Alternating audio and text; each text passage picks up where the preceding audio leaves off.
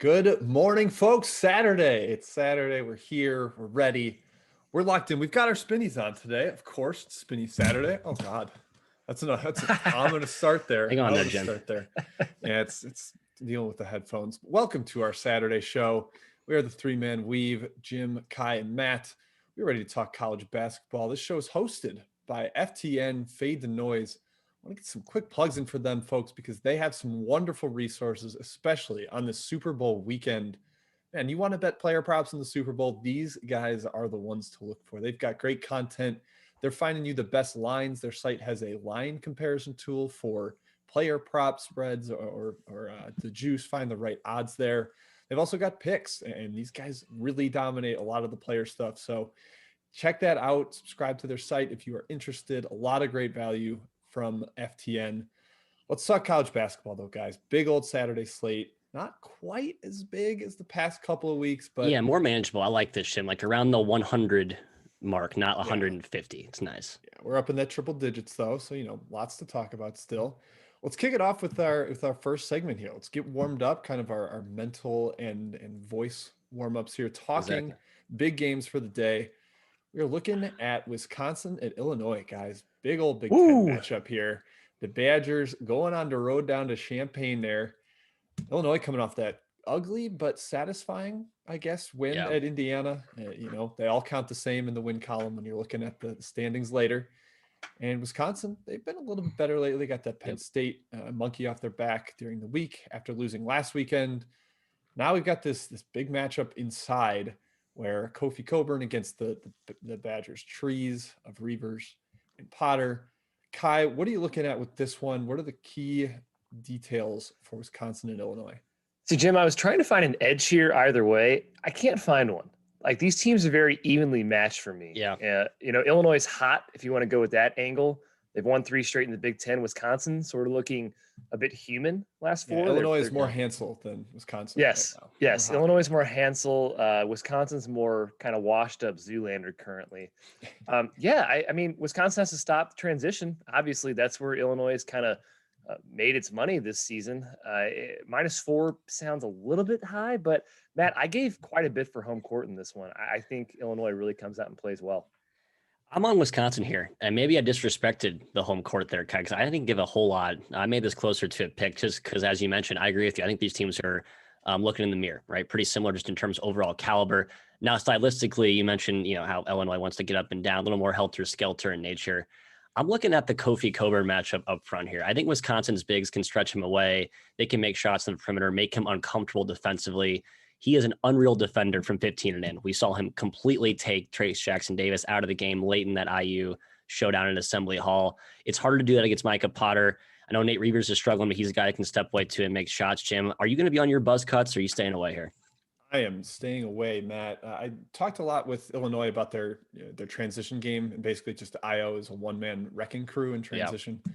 Wisconsin's pretty solid in transition defense, but what worries me is pick and roll. I mean, Penn State absolutely destroyed them in the pick and roll in Happy Valley last weekend, and Illinois can do that same thing. They can put Frazier or IO in pick and roll, and Wisconsin has struggled to defend that, even while they're playing only one big out there. So yeah, I think both teams can score here. I do like the over. I agree. I think the over is a decent side here.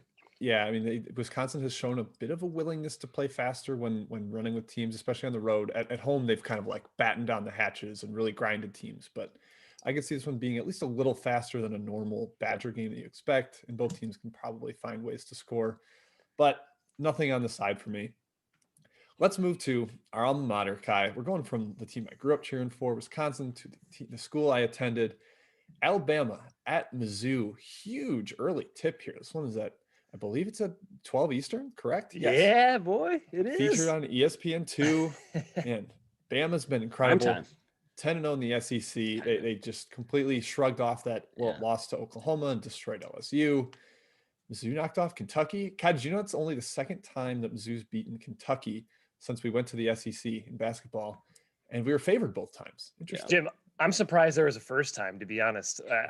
That's why I emotionally hedged with Kentucky last week. I was like, Mizzou beating Kentucky? It seems like a foreign concept. Yeah. I am worried about our Tigers today. It would be an amazing win because Alabama's 10-0 in the SEC. and they hopped back on that horse, man, right away, or the wave, if you will. They're the Tide after they lost to Oklahoma. They crushed LSU again. I don't see how Mizzou scores in this game. Alabama's defense, Matt, has been nails this year, third best in the country. Their hope basically is get to the free throw line and make free throws. That's their hope of scoring. I don't see Alabama being cold this game, but that's tough to predict. So I am worried about my Missouri Tigers, Jim, our Missouri Tigers, Matt. Yeah, that's what makes Bama so scary now, right? It's like they were a 3-point reliant team, but now we've seen them multiple times this year shoot 25% and still beat teams to a pulp because they now have these athletic drivers. They can score in other avenues. I'm looking at Tilly. Jeremiah Tillman is the key matchup here. He only had 8 points last game, coming off 2 monsters before that. The size and length of Kentucky definitely stymied him. He should have a more favorable matchup up front in the paint against this one. The key is can Mizzou guards get him involved, and can Tilly himself stay out of foul trouble, which should be really tough against Alabama's just nonstop rim attack, slashing from the perimeter. The Alex Reese matchup is going to be he won't have to guard him as intimately defensively, so you can kind of hide him on a 1v1 matchup perspective. I just think Tilly might get caught in some of those high hedge ball screen foul shim that could put him to the pine early.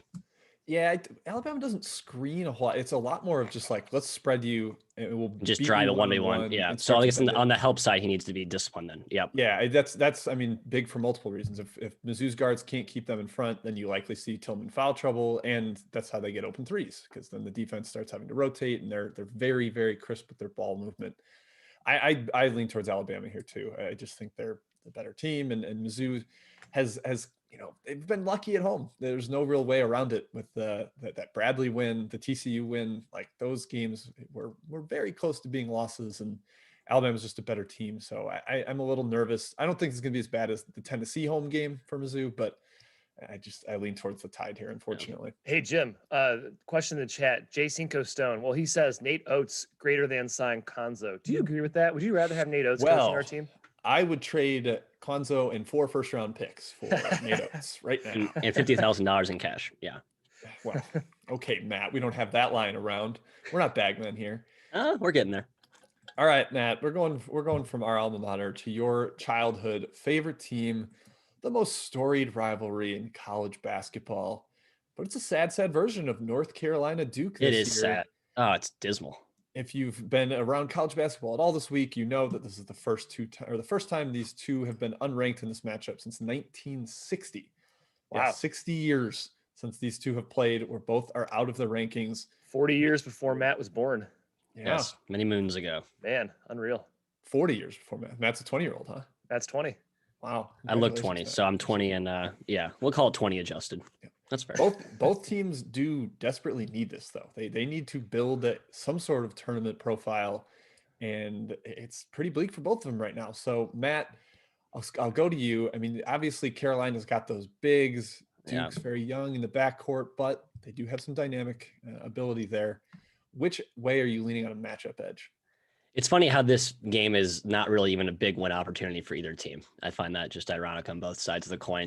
Two teams off 2 sad performances. North Carolina's offensive display against Clemson was putrid. Duke's sloppiness with the ball against Miami, the second half especially, was just as inexcusable in my opinion. There's 2 matchup edges, I think, for both teams on either side. I think, Jalen Johnson and the Wendell Moore guy, they can spread out, they can drive some of the UNC bigs. However, I think the greater edge lies on the other side of the ball. Duke's rim protection has been horrific this season. It's gotten a little bit better with the emergence of Mark Williams. Thank you. I'm blanking on. I'm about to say, almost said Sheldon Williams. I'm thinking of the landlord. The glory days. Landlord, yeah. I think he's helped a lot, but the UNC bigs are just overwhelming, and I think there's just too much brute strength up front there. If the UNC guards can just take care of the ball and get it inside, I think UNC scores at will here. So I think the line is insane at -4 Duke. Now, this could be close to a pick 'em, Jim. 4. Wow. Yeah, I think 3.5 is what I saw. But yeah, this feels like a big old coin flip. And so just take the points. Yeah, that's take the Carolina points. There's 50-50 chance Carolina wins this. So I would just prefer to have the points. Kai, is that where you settle? Well, yeah, I definitely lean towards UNC. I'm confused at Duke's KenPom rating still. They're 30th in KenPom. I don't understand that. And I'm a huge KenPom guy. They've somehow stayed up there, and we've seen some just terrible, terrible efforts from them. But I agree. UNC is going to crush these guys in the lane. They should get lots of offensive rebounds. Now, I said Duke couldn't shoot before they played Clemson, and what they do, they had their best shooting game of their entire lives. I think they won't do that against UNC. You have to shoot to beat UNC. That's tough for Duke, I hope. So yeah, definitely lean towards UNC, Jim. Yep. We're all in agreement there. And it's strange too, Kai, because Ken Pom at this point should be basically rolled out of any preseason expectations. So yeah, the implication that they're 30th in performance this year is probably not a notion I would agree with. They started second, so I guess that helped. But as you mentioned, Jim, at this point, it's pretty much only actual performance baked into the rating. Yep. All right, let's get to our first segment today, guys. Let's look at the board. Let's see what the market has done to it. Full steam ahead. Where has the money been coming in? Kai, I'm gonna let you lead this. I think you were kind of the spearhead of getting this set up in the outline. So let's look at the board. What do we have today? Well, pre-show, guys, and I'll take up the lines sheet right now as well. NC State moved from -2 opener to now I see 4.5. No real surprise here. NC State is getting a Boston College team missing a bunch of guys. I think 5 or 6 scholarship players today, Jim. Is that correct? They were supposed to have 4 for Florida State this week, and Christian said we are hoping to get 1 back for Saturday. So they could start all scholarship guys, but one of them's Kamari Williams, who never plays. And the bench is going to be all walk-ons. So Jay Heath, Stephon Mitchell, and CJ Felder. So it's like 3 for sure starters you're getting with BC, but after that, it's a mystery box. Yeah, and actually, guys, NC State's one of my best bets today. I'd even take it -4.5, to be honest. However, I will give a warning of caution here. Fading these teams coming off shutdown, missing guys, has somehow not been profitable, at least recently. Yeah. We're talking about Cincy, Old Dominion, UMass Lowell, all missing very key players, and it didn't matter. They all went outright, cover the spread. So a little bit of caution there, I guess, is what I would say when you take NC State. Yeah. There's some recency bias there, Kai, but yes, absolutely. Some terrible stains are still in our mouths from the last couple of nights on as we've been on the wrong ends of those. We got NC State also. I mean, Devin Daniels, I think it's their second game without him. He missed the Syracuse game. Yep. He's done for the year with the torn ACL. So, there is some personnel issues on the other side too, but I just think NC State's the far better team with the limitations that BC has. Yeah, I agree. We got Seton Hall guys opening at +2.5 dog. Now they're -1.5 favorite against UConn. Again, maybe not super surprising with UConn coming off a COVID shutdown, and still no James Bouknight in the lineup, though he might come back as early as Wednesday of next week. Jim, any opinion on this game? I kind of think it's a little too far. I don't think the UConn shutdown was akin to the BC one where, they're going to be out a ton of players and they were totally unable to practice for a while. I think it was shorter. I kind of lean towards UConn against the steam now, but not something I'm officially betting at this point. And keep in mind, this is their second return. They had a pause earlier this year. Their first game back, they played took Creighton to overtime at home. So I think going through that once before helps the Huskies here. So the COVID discount that have been applying to a lot of these teams, I don't think applies as significantly here for the Huskies. Kai, what's next? LaSalle looks like. We got LaSalle -5 up to -6.5. It even hit -7 this morning at some point, guys. I just think this is a simple formula of, hey, LaSalle ain't that bad, and Fordham still pretty bad. Matt, what do you think? Yeah, right. It's 2 teams trending in different directions. I was sort of trying to buy into the new coach rally around the Gipper narrative for Fordham. But, pretty sad effort, I would say, against UMass without Trey Mitchell and Noah Fernandez. That game was, double digits most of the way. They didn't really ever give UMass a good run. A game that they could have been competitive in given the absences there, Jim. So, yeah, I want no part of Fordham, even at the current number. Slightest of leans to Fordham up there just because LaSalle had a home run effort against SLU last time out. And now they're probably it's a young team that I could see just being completely overlooking an at Fordham game. So a little bit of lean to Fordham, but not strong. LaSalle is crazy Jekyll and Hyde in the A-10 this year. Their wins and losses make almost no sense. All right, Murray State guys, from pick to -2, even hit -2.5. They are at Eastern Kentucky. Frankly, I don't know why this has gone this way. Eastern Kentucky, Jim, has been the better team this year. Murray State's been kind of bad. I don't understand this line movement. I'm not on either side, though. EKU missing Kurt Lewis last 2. That could be a part of it. He's been the kind of the head of their press and then also a really good shooter on the other end. Preseason expectations, I would lean Murray State, but performance to this point, I'm not really sure Murray has merited such movement, Matt. More favorable matchup for Murray here. Morehead State just clamped him down defensively second half, but EKU will pressure you, allows the racers to get up and down. I think it bodes well for them, getting into some rhythm offensively, but certainly cannot touch Murray at this price.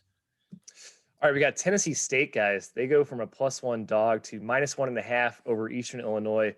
The walking wounded.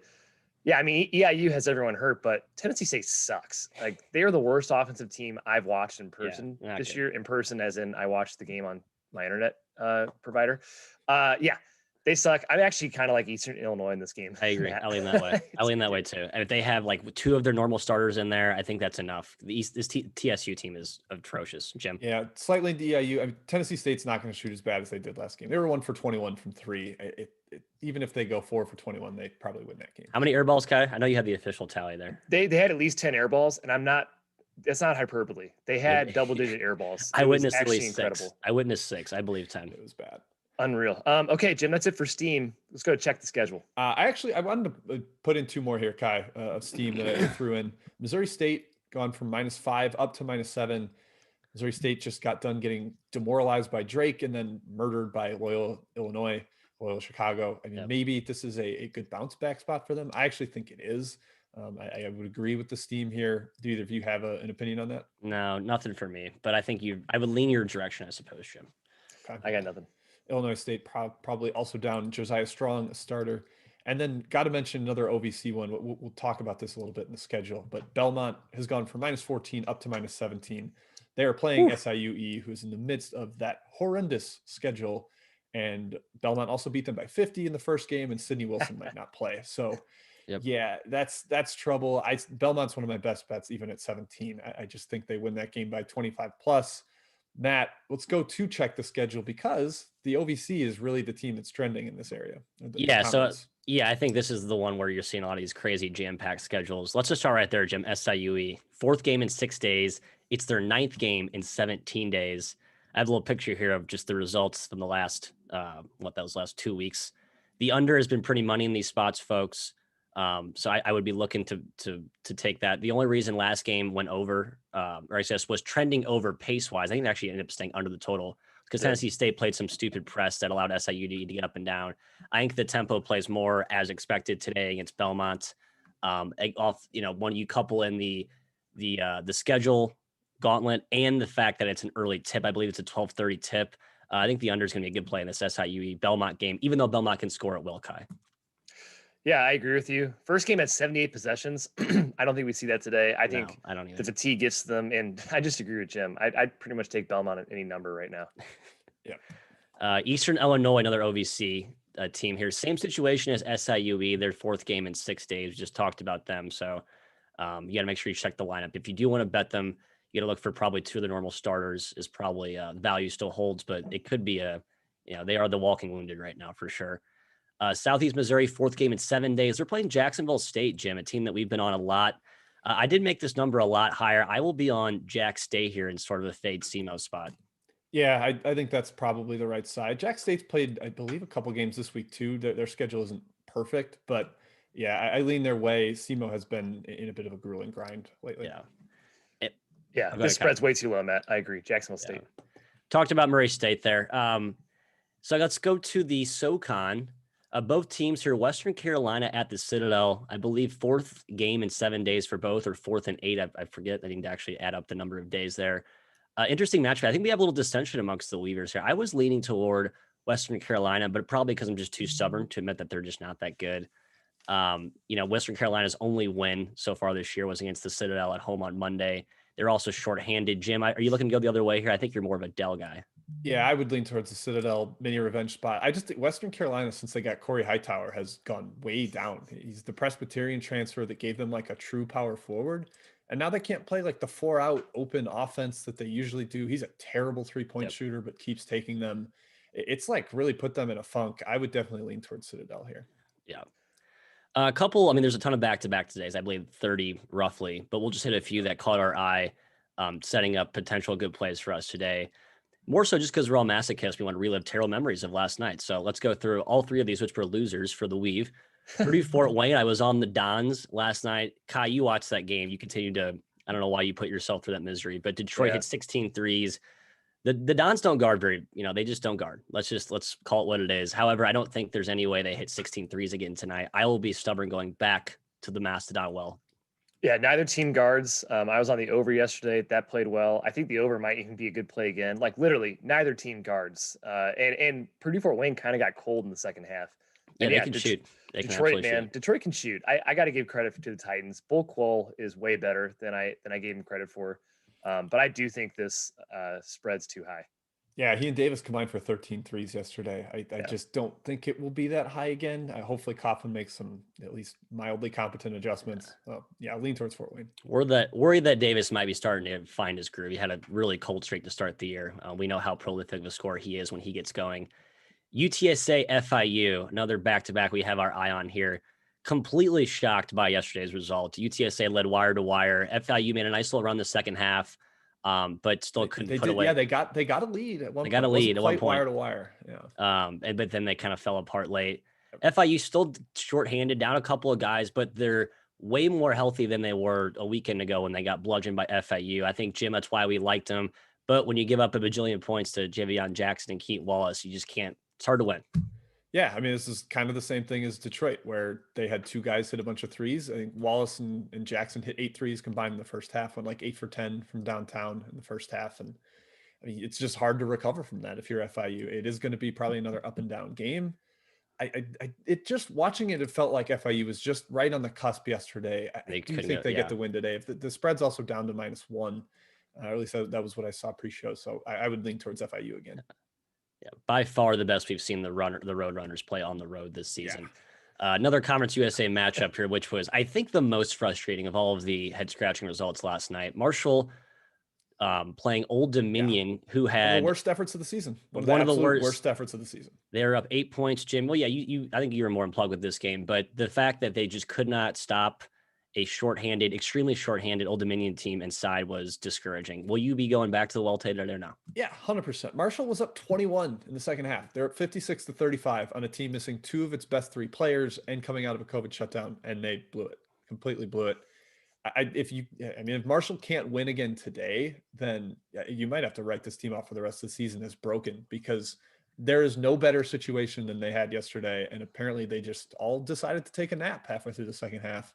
It was a weird game. Kai, I feel like you're probably leaning the same way. I am. Jim, it was a weird day, man. Every single result almost was a head scratcher yesterday. It's kind of like just perfect storm of just what the heck just happened. I think you have to go back to the well. Spread, I'm surprised the spread's -6 still. I was for sure thinking this would it's a good line. It's a good line by the odds. I hope those guys are out again, because they shouldn't be able to hang around again. Yeah, I think it's the personnel that has it at 6 would be. Yeah. No Curry and no Oliver. Oliver. Yeah. Thank you. No, good note there, Kai, on the opening line. I think we're starting to see the odds makers make a little more shrewd adjustments, understanding that there were 2 players out, and even though Old Dominion won that game, Marshall controlled it, and that's why it opened higher. I think this one did close 7 yesterday. It didn't close 7. Oh wow, okay. After the lineups came out, people hit Marshall pretty hard. Makes sense. Yep. Well, we'll be back there today. A couple of teams out of shutdown, as we've mentioned. I think you have to look at these as net negatives. I know there's been examples that have gone against that trend, but for the most part, these are teams you typically want to avoid or look to attack if you have the right opponent. Nebraska ball makes its return. Folks, not all COVID shutdowns are created equal. This was one of the worst ones we've seen this year. I believe 15 of the Tier 1 personnel out of 30 possible tested positive. Fred Hoiberg himself had it pretty bad. A few of the players had it pretty bad. Nine players had it. 9 players had it. Kai, Michigan State is their opponent today. I know it's a team we do not like at all this season, but it feels like if there's any game Michigan State looks like the Michigan State of old, this would be it. Yep. I think they crush them. Plain and simple. Yeah, I think I'm with you there. If they don't, I'm just going to keep questioning my sanity on fading these teams with players out, Jim. Yeah. This is 100% kind of like the Marshall thing. If they don't crush them, then there is something really, really wrong with Michigan State. Yep. And we did see them show a little bit of life at Iowa, so perhaps they're starting to find something after 2 really bad efforts out of their own shutdown. So Michigan State should win this game by 15+. Yeah. We talked about UConn, talked about Boston College, so we'll skip past those. The other one we want to mention here is Charleston, College of Charleston, team that is without their best player. They've really been grasping for straws in terms of finding offensive production. But hey, there's a team going to play out a COVID shutdown. It's Towson, a team that's been terrible, had a previous pause of their own earlier this year. There's clear rust still lingering from that, in my opinion. I was much higher on this Towson team, Jim, to start the year. I will be on them today, but only small because I cannot trust this squad whatsoever. Yeah, the Uye Lundmo brothers were both out last game, Solomon and Victor, so maybe a little depleted up front for Towson. They're also, I think, missing Jawan Gray for the rest of the year, their best big man. Yep. So, yeah, they could be in trouble up front. I like the under a lot here. I think the number's too high. Charleston's been playing super slow, and I think they will continue to do so out of the shutdown. Yeah. Anything for you here, Kai? I lean your way on the under. No side for me. I'm kind of tired of betting on Towson, to be honest. Hey, one quick scheduling quirk, a game that makes no sense. And we talked about some of like the St. John's, Utah Valley games earlier, I think on the show that like, why are these two teams playing? Another one today, UT Rio Grande Valley and Texas Southern, Kai. Yeah. Little Texas two-step here. Any takes on this one or are you staying away?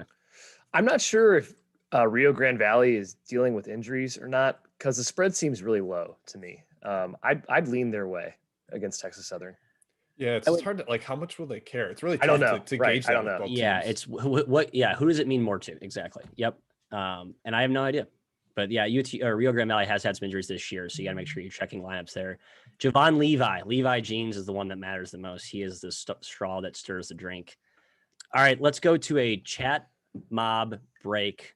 Who am I kicking this rock to? I got a bunch of written down, man. Go. If you want to kick it to me. All right.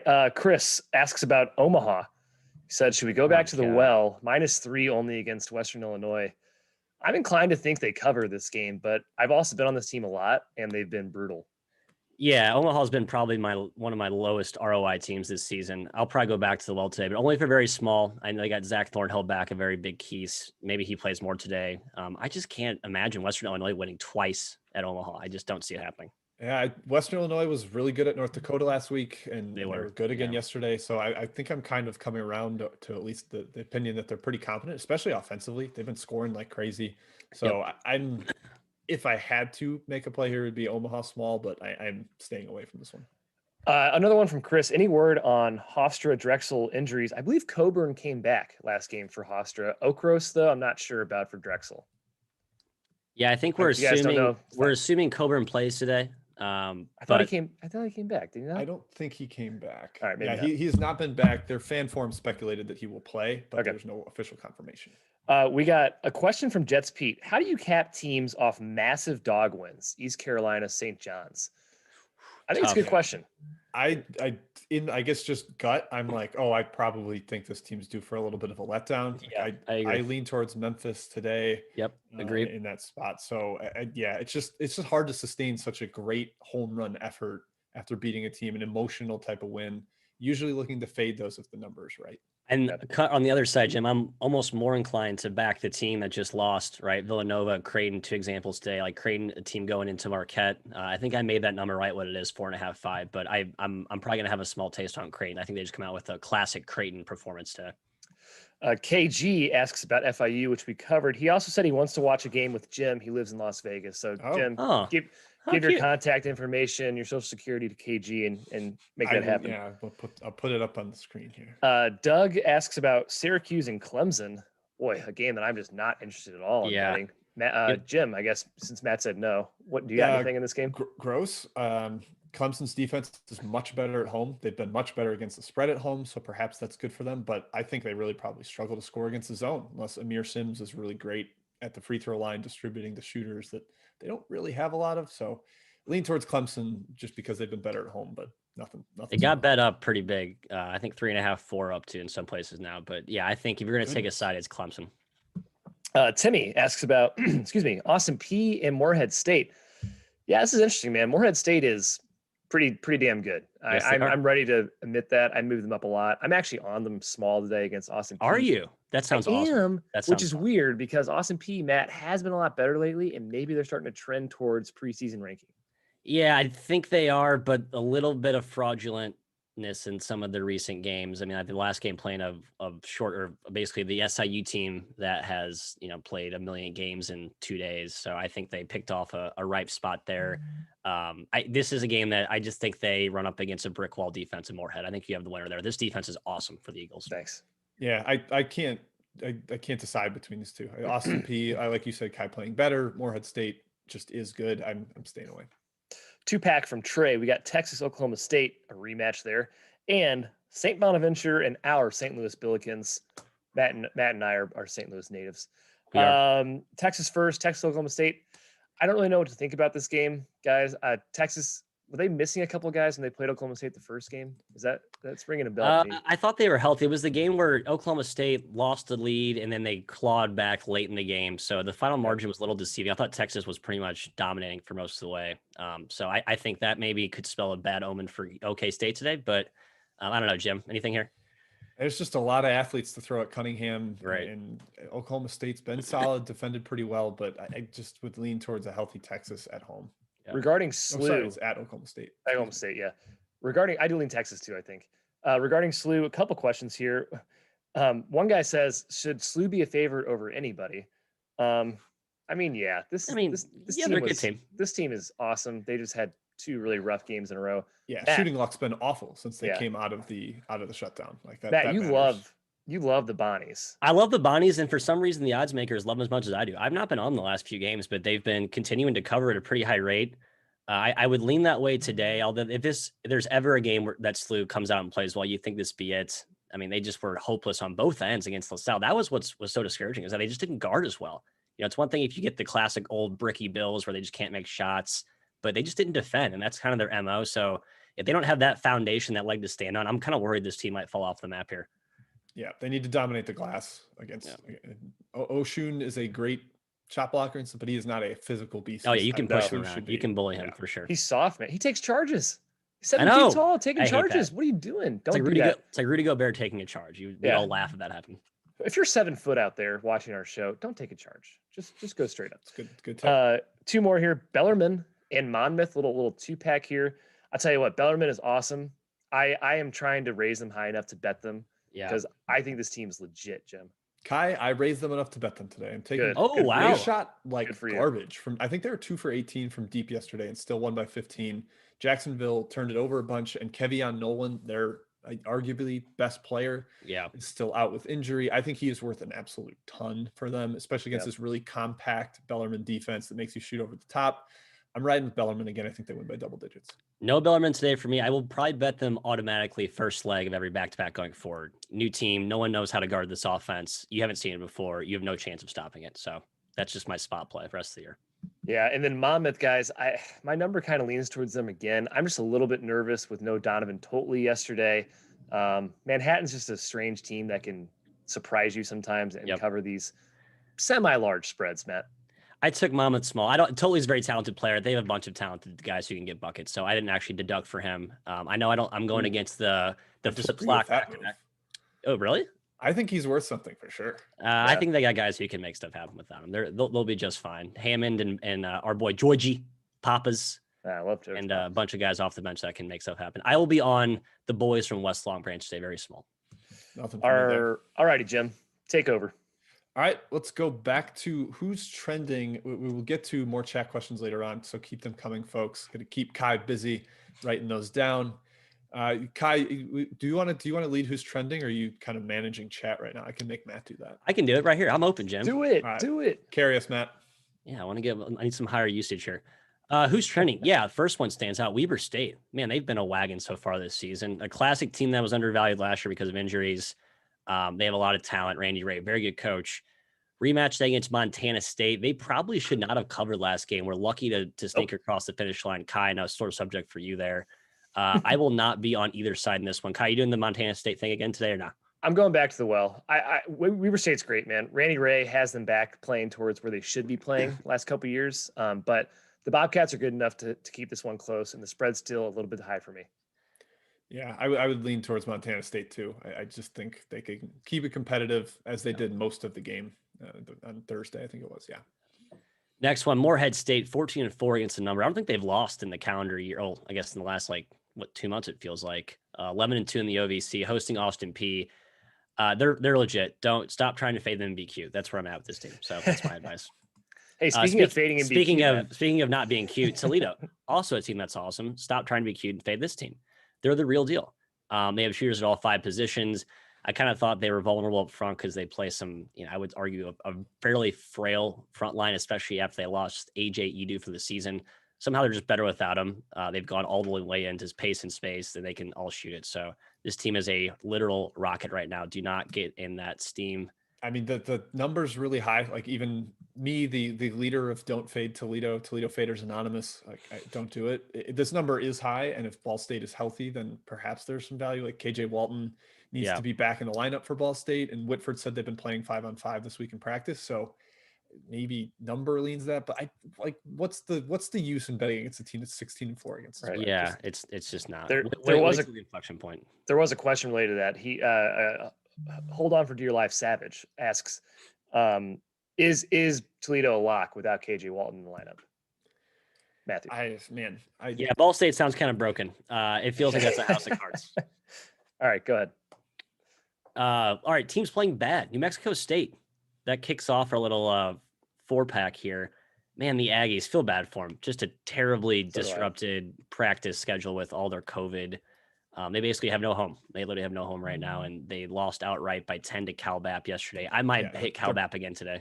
They're playing at a high school in El Paso. Like these are not home games for them. They have to cross the border into Texas to get games in. It's tough. Cal Baptist is good and really good. Mexico State not fully healthy. I mean, I think Rice and Henry are playing, but they still seem beat up. They're not quite themselves. So still lean towards Cal Baptist today, even though they won outright yesterday.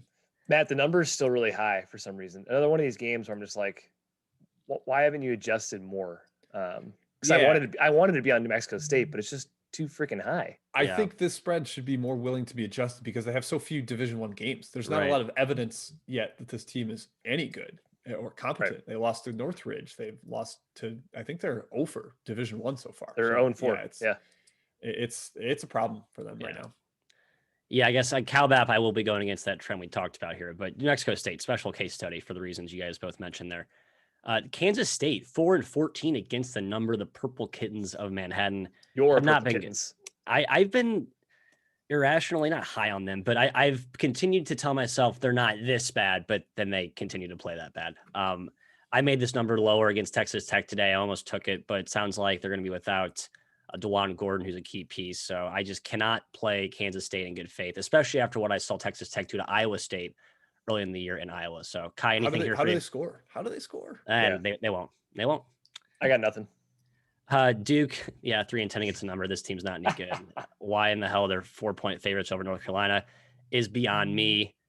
So I'll be on the Tar Heels. Nothing else to add there. Marquette, 5-13 against the number. Our boy Nick Engel always tells us pretty much on a daily basis now, under no circumstance can you bet Marquette.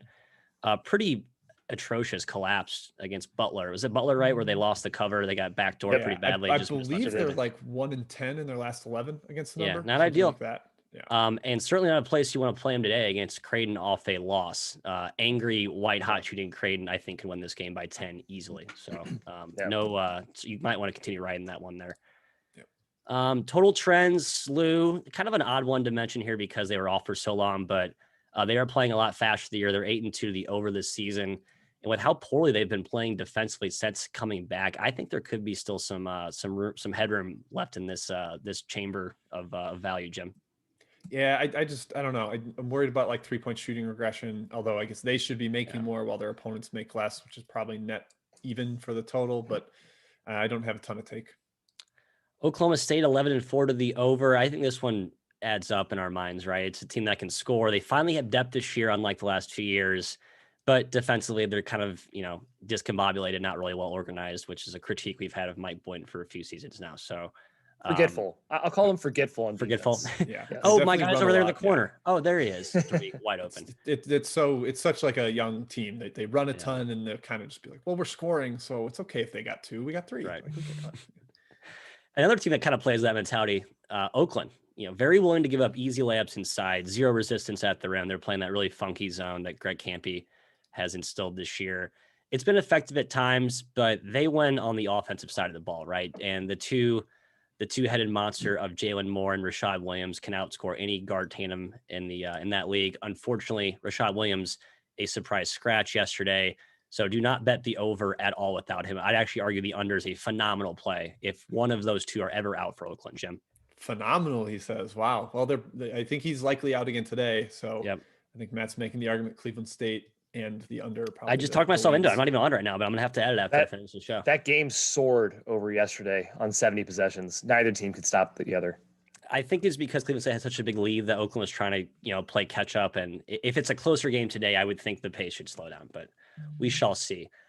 Speaking of teams going under, let's start off with DePaul, 2-8 to the under this year. I just got a notification that Charlie Moore will dress today, did not play last game. It's funny. A lot of DePaul fans seem to think he's addition by subtraction, the old Ewing theory. I just cannot get there. I'm sorry. So just know that he's back in the lineup. If you think he helps their offense, I think the over is probably a good play. I think he does. So I guess Ray Salnavi played very well, though, in his absence, guys. We got to tip our cap there to the Monmouth transfer. Tennessee State 3-12 to the under. Kind of surprising because they play that stupid press that seems to just give up. It's basically a red carpet to the rim every time, but they cannot shoot, Jim. So I have no take on this game. They're one of the bottom 3 offenses in the entire country that have actually played this season. It's a nightmare on that end, and they're missing Fitzgerald right now. I think their only real competent shooter. I think he's the only one that's made over like 12 threes this year for them. So without him, they're hopeless from the perimeter. Yes. I'm just laughing at Kai's comment in the outline here. Indiana State 4-12 on the under. This team's actually been playing very well lately, and you've read about what's happening in that program. Greg Lansing attributes the defense to the recent surge. So yeah, they are defending at a pretty high level right now, which explains that. I'm not sure if there's any more runway with this trend here, guys, but just something to note that the Six are defending. So good for them. Second best defensive team since 2016 for Lansing. They are defending, Matthew. All right, let's round up some roster notes today. Jimbo, I'm tossing the rock over to you. All right. Yeah. I mean, we just kind of end up hitting on a lot of these as the show goes. So these are always reminders. Some of these are new things we have not mentioned, but we just want to get the information in your guys' ears as you are making your bets. You want to make sure you know what's going on with teams' rosters. We mentioned Boston College, the early tip, likely 5 scholarship players for them. Keep an eye on that lineup. Especially, I don't think they're going to have any sort of a bench against NC State today. So even without Devin Daniels, I think we all are liking the Wolfpack. Yep. Yes. It should matter. Yeah. Another big one that this is mostly going to be in chronological order, but there's a couple huge ones I put at the top here. And the Rhode Island UMass game is one that is almost impossible to handicap right now because Trey Mitchell is out. He's been ruled out for UMass, that maybe the best player in the A-10 at this point, or one of the best 3. He's a dominant interior force. But on the other side, Fats Russell is questionable, and UMass's point guard, Noah Fernandes, also questionable. So it's hard to get a good grasp on what the number should be in this game. I am just staying away. I think if both point guards are out, the under will have fantastic value. So keep an eye on that. It's all over the place. Yeah. This -6 in some places, -8 in some places. So yeah, you can tell the books are struggling to kind of find where who's going to play and what that means. I think go ahead. I said, if you watch the first game, you should have no interest in betting this game anyways, because UMass crushed the entire way. Then it went to overtime somehow. UMass still ended up covering, but that was just atrocious. Stay away. Yeah, maybe a money line dabble on UMass just for the sheer volatility factor there, but nothing for me, Jim. Yeah, it's just keep an eye on the line. I don't think you can bet this game until you know which of the point guards are playing. So, all right, Jared Bynum, the Providence point guard, questionable again today. He's been out for quite a stretch. Matters kind of a great deal against the Georgetown press. They've thrown their length out there. What are they playing? St. John's press. St. John's. Oh yeah, they're playing St. John's. Yeah. Yep. So the heavy pressure that is extended there. I mean, Posh Alexander has been making lives miserable for opposing point guards for weeks now. And it's just that whole team has length. They're aggressive. They play with a very frenetic energy. Without him, I still kind of lean Providence. I just think Pick'em is too low for that game, but his presence would definitely be a help. Yeah, I agree. Do well with Seton Hall pressure, and St. John's is just that dialed up a few notches. Yep. But as we mentioned, St. John's coming off that huge outright win over Nova. Now they go on the road. It could be a little bit of a letdown effect. Flat spot. Yep. Bryce Hamilton for UNLV is a game time decision. He's obviously huge, their best scorer. A really just difficult matchup because Yep. of he's a lefty. He can shoot, he can drive, he can pull up from the mid range.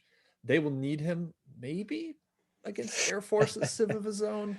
I don't know. Everyone scores against Air Force, so it's hard to say that he's super crucial in this one. I didn't knock very much for him, even if with him out, just because Air Force has been so bad, Kai.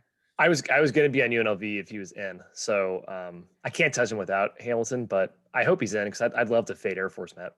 Yeah. I hope he comes out that he's out, the line drops, and I'll take UNLV on the counter punch because I just think they score no matter who plays. Yeah. That was my reaction to it too, Matt. It's like I hope it just goes down 2 points, no Hamilton. But it's like, yeah, okay. Doesn't matter. Still don't have any good defenders. Oregon, we got to mention this one. Thursday night, Chris Duarte had a gross ankle injury. He rolled it and someone stepped on it at the same time. Ugh. Like it looked. God. I wouldn't be surprised if there was a pop and it was broken or something. He didn't put any weight on it going to the locker room, did not return to that game. I can't imagine he plays. But Matt, this is another team playing a bad zone that hopefully the line goes down and you can step in on the Ducks. I did. I took Oregon right now. Now that you mentioned that, I probably should have waited, Jim. I believe they're getting Eric Williams back today too. The Ducks are, so they should be pretty close to full strength. As you mentioned, second game back there for Will Richardson. Did not look very assertive in game one. I think he plays a lot more at ease in game two and, attacks, knocks down some shots. So I think you're going to get the Ducks starting to fly high here pretty soon. Yeah. If that line goes down, I just think Washington is bad. Washington scared Oregon in the first game between these two. So I don't think Oregon's going to come out and take them lightly. Plus they just lost outright at home to Washington State. So the Ducks need a good performance, would lean their way with or without Duarte. Matt, you mentioned Kansas State, probably without DeJuan Gordon, one of their few competent perimeter pieces. Man, just against that Texas Tech no middle defense, I think they're in trouble. Yeah, big trouble here. I'm just going through some of the. Oh, go ahead. And Marquette, Justin Lewis is iffy. He's been great for them when he's been on the court, and they have obviously not performed well without him. They did get away from Butler early, but let them come back in. I think they need him to compete with Creighton. Without him, it would definitely be a Creighton lean for me. Yeah, he's been like one of the sneaky, awesome freshmen in this conference, important on both ends. So definitely a guy who's more valuable than you just look at his box score stats. I mean, they're impressive, but I just think his impact is a lot of intangible value there. Yep. All right, let's fly through the mid-major ones, some of the ones to consider as you are putting down your wagers. Ball State, as we mentioned, got to make sure KJ Walton's back in there. He's been huge on both ends of the court. Kai, the former Mizzou basketball player who has been in college since, I think, 2014. It has been a long road for him. Yeah, Jim, he's like our age by now. He's just a 30-year-old playing in college. Yeah, good for him. That's why he matters so much, because he is that old.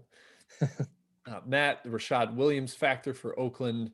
Just can't really talk yourself into taking Oakland without him. He's huge for the way the teams have to defend Oakland, because he will take 15 threes in a game if you give him the space. And he's made 10 threes in multiple games in his career.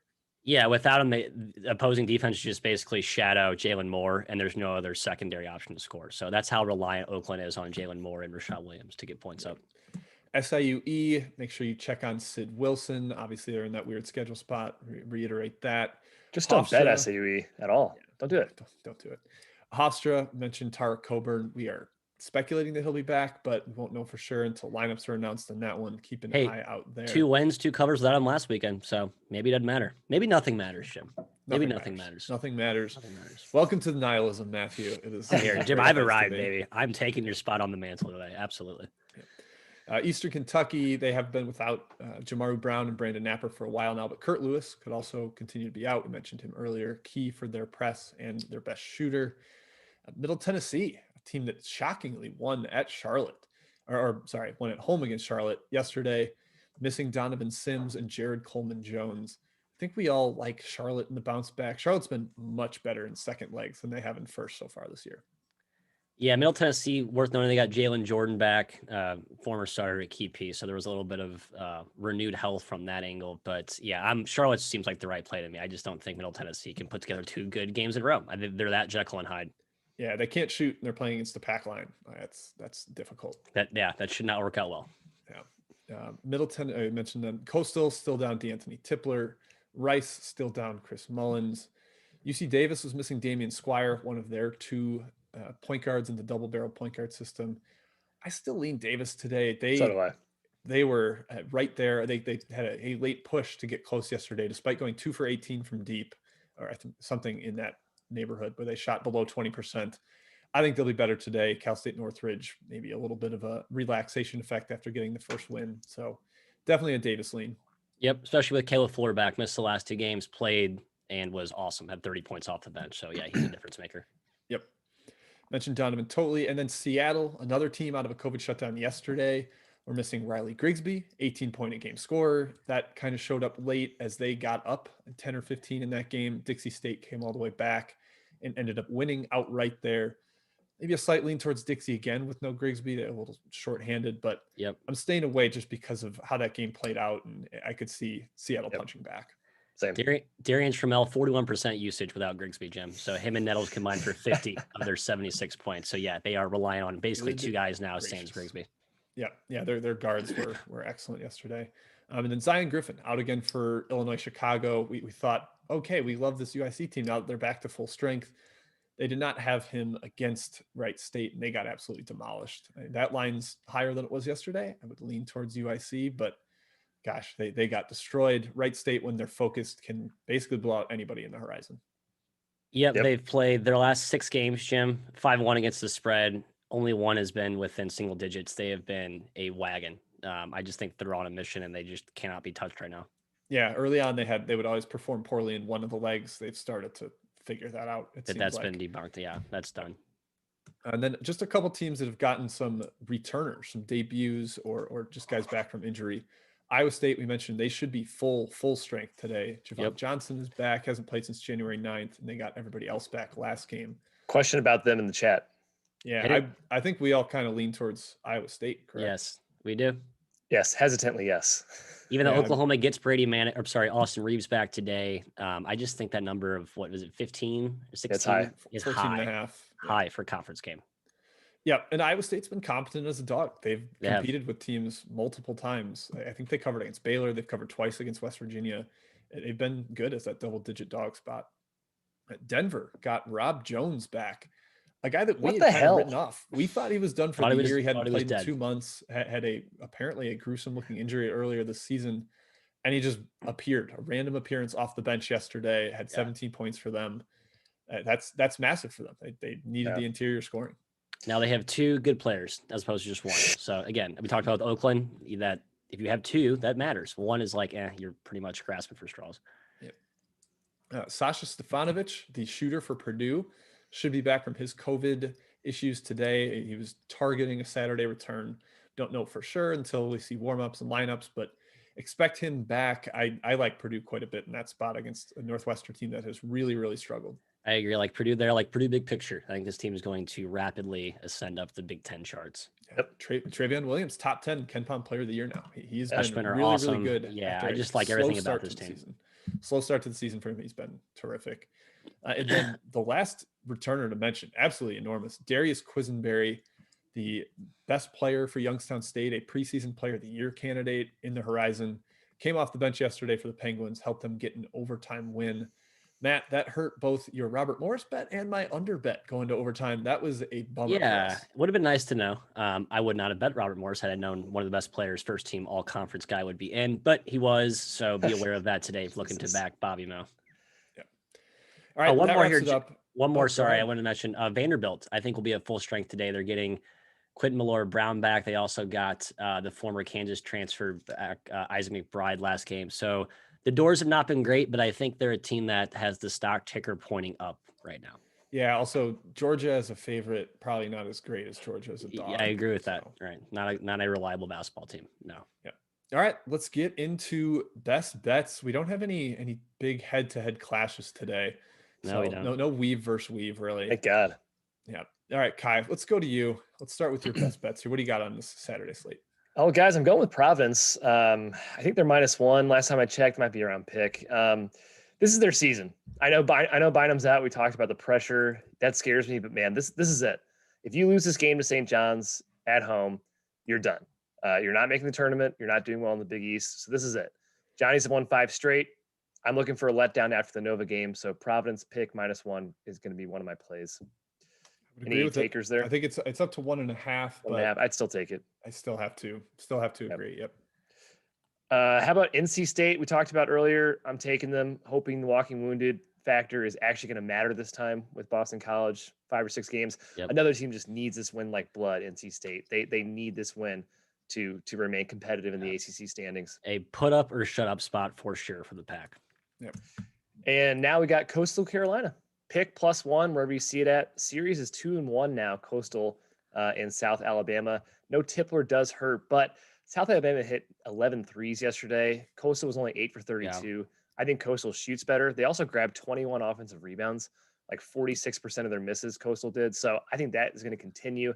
They're just a better team. So I don't think there should be a dog in this game. I'm going with the Chants as my third pick. Yeah, they're over to -1.5 now. Okay, people are definitely buying that. South Alabama is a super thin team that I think we've seen struggle in second leg. So they have cracked in the second leg. Exactly, Jim. I love Coastal. I think Coastal's a great bet, even at -1, -2.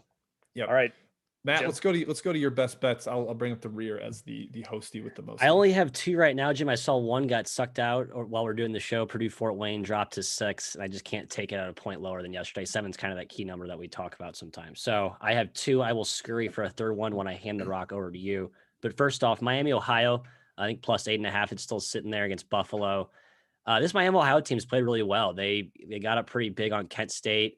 Last game, Kent State with a flurry of a run to close out, but we've seen Kent State do it to multiple teams. So I don't hold that against the Red Hawks. They got some guards who can drive it, can slash it. Buffalo, not a great perimeter defensive team. So I think the Red Hawks have some value at that number. I'll hold it against Miami, Ohio a little bit because there's no Nuga in that game. True. I don't think they should have let them run away like that at the end. But I lean your way, Matt. Buffalo already beat them by 35. Murdered them. Yeah, murdered them. Exactly. There should be a little bit of a pride factor there, hopefully. So. And they've been a lot better since that game. So I think it's just a different team right now. The Wazoo. I think I've pretty much endorsed Washington State every time I get a chance to go in front of a camera. So yeah, you do. I'll do it one more time here. I think +2.5. Oregon State is their opponent today. Been playing a lot better. I know me and Kai had our tips about is this Oregon State team good or bad or competent or whatever. They have been playing a lot better. I have to give credit to Mr. Tinkle's done a nice job there in Corvallis. But Wazoo are really trending up right now. Isaac Bonton's been on fire. Those freshman sophomores, which I continue to beat the drum about, have been really strong. I think this is a good matchup here. I will take the Cougars. Yeah, a little worried about Oregon State revenge and Wazoo young team off a huge victory on the road against Oregon. Very true. So yep. I'm not going to quite hop on with you, but lean that way at least.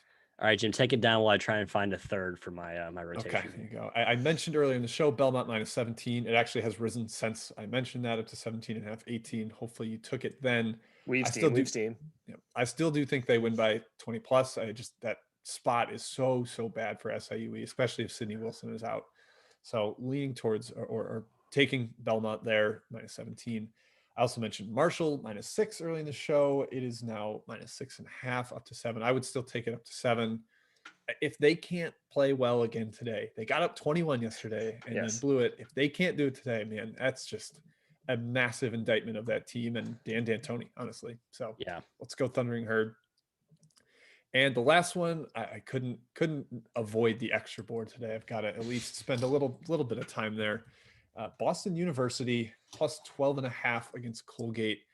We saw Boston U get just demolished by Colgate earlier this season. That was a little bit of revenge for the Patriot final last year when Colgate fell to Boston U. Boston U was also really shorthanded early in the season, undermanned, combining those. But they're back closer to full health now.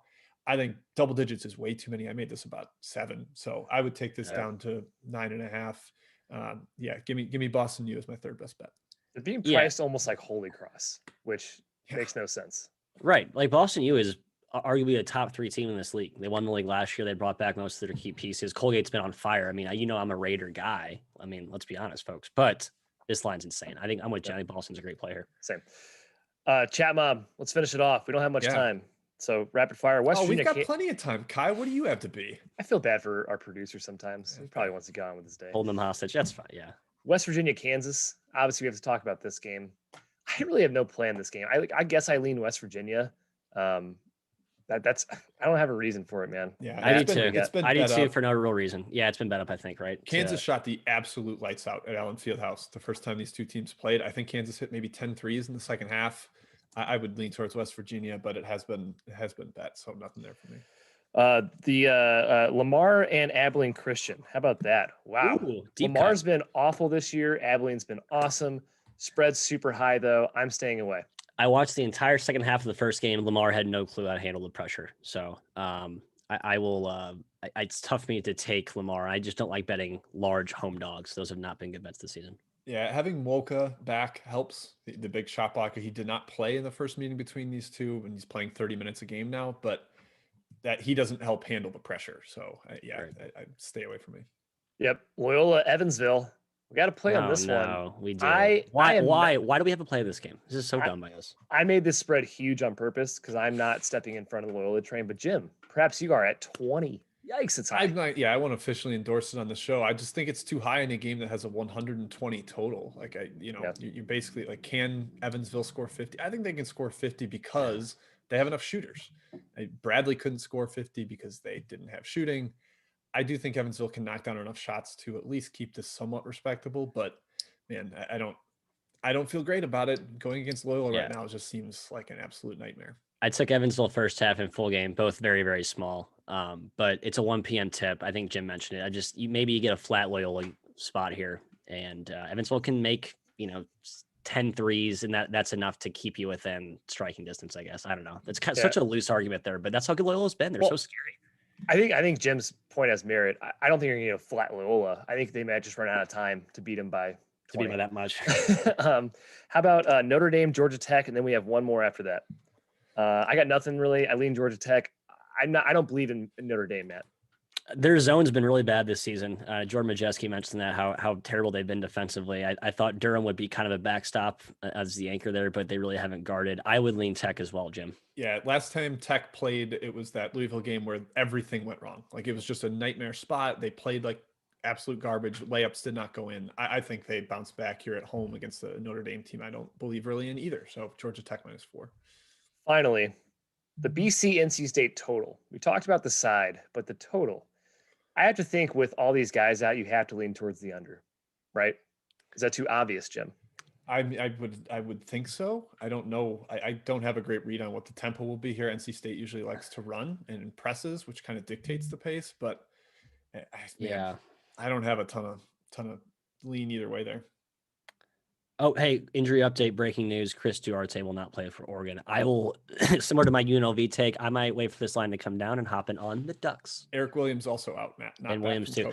Ooh, okay. Quack, quack. All right, Jimmy. That's it, man. All right. Thank you, Chat Mob. Thank you for showing up, for the questions. We always appreciate the interaction. It makes the show much more enjoyable and much more, it's easier to do it when there's people listening and asking questions. So we definitely appreciate that. Thank you to FTN for hosting. What a great Saturday show we have here. Check out all of their resources again. Super Bowl weekend, lots of player props, lots of stuff to check out there. They've got picks, they've got analyses.